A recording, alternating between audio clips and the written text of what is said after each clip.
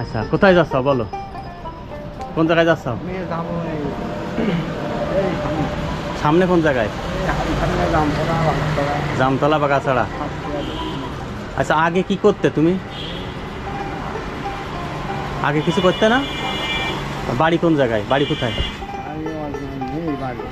বাড়িও নেই? অরিজিনাল থাকার দরকার নেই, থাকো কোন জায়গায়? সামনে কোন জায়গায়? হাড়িখালির ওই দিকে থাকো? তাই এদিক থেকে কোন জায়গার থেকে আসো? এক দোকানে। আপনার আগে কি কাজ করতে? হ্যাঁ,